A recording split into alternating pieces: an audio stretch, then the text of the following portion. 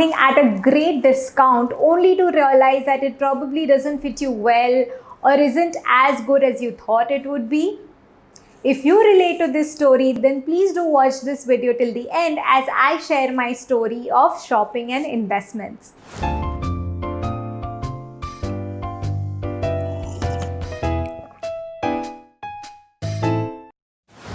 Hi there, Namaste. This is Akriti Agarwal Iyer and welcome to my next video of this series, Let's Unlearn That. Today I'm going to tell you my story of buying the best shoes ever. So very recently I went to the mall to pick up shoes for myself. Now to tell you, I have a shoe size of 6, which is a very small feet, and in sale season it's very rare to find shoes of my size. And while I was searching for those perfect heels, I saw them on the pedestal and I was like, oh my god, this is something that I need to own.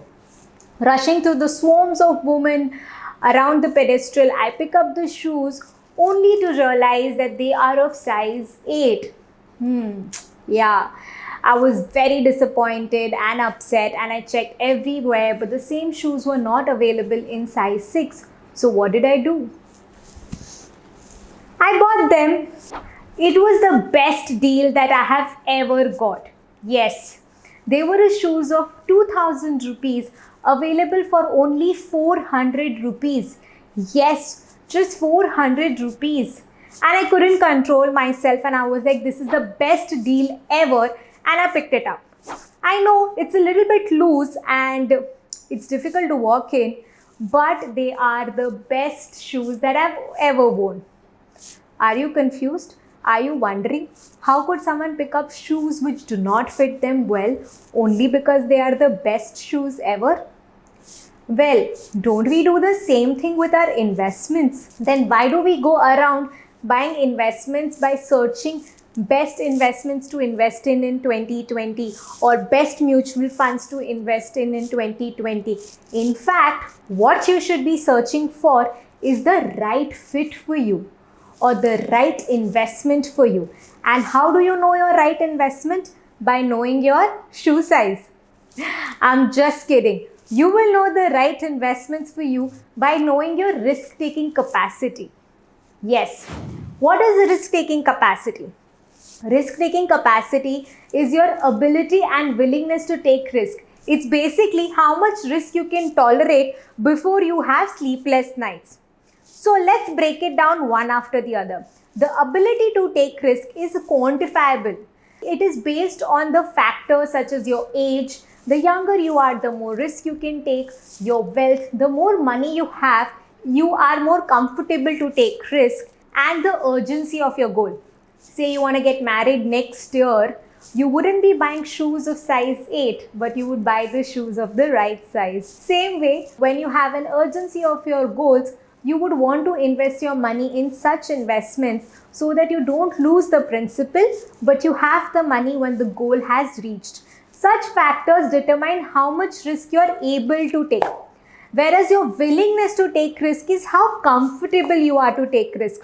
Your willingness to take risk is based on your upbringing, your family background, your awareness, your education, basically how comfortable you are to take risk. For instance, if someone comes from a family of businessmen, they would be more comfortable taking risk because that's what they've seen growing up. Whereas if you come from a background, where your parents or other members of the family have always worked in public sector companies, you would be comparatively risk averse. Having said this, it doesn't mean that it has to be like this. There could be completely opposite situations as well. You eventually realize how willing you are to take risk, and financial education and awareness is one such ways to increase your willingness to take risk. For instance, take Babu Rao from Hera Fairy. In spite of doing so much Hera Fairy, he was not comfortable to take risk. He just didn't want to take risk. Before you start assuming that you are Babu Rao and stop taking any risk at all with your investments, you can know your risk profile by taking our risk profile test. The link of the same is in the description below.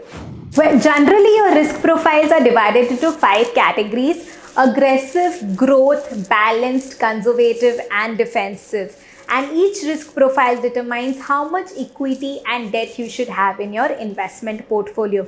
So this is a very good start with respect of your investments, understanding how comfortable you are to take risk and investing in those products which match your risk, and not going ahead and investing your money in wrong size shoes, because they may be the best deals ever but they are not the right fit for you.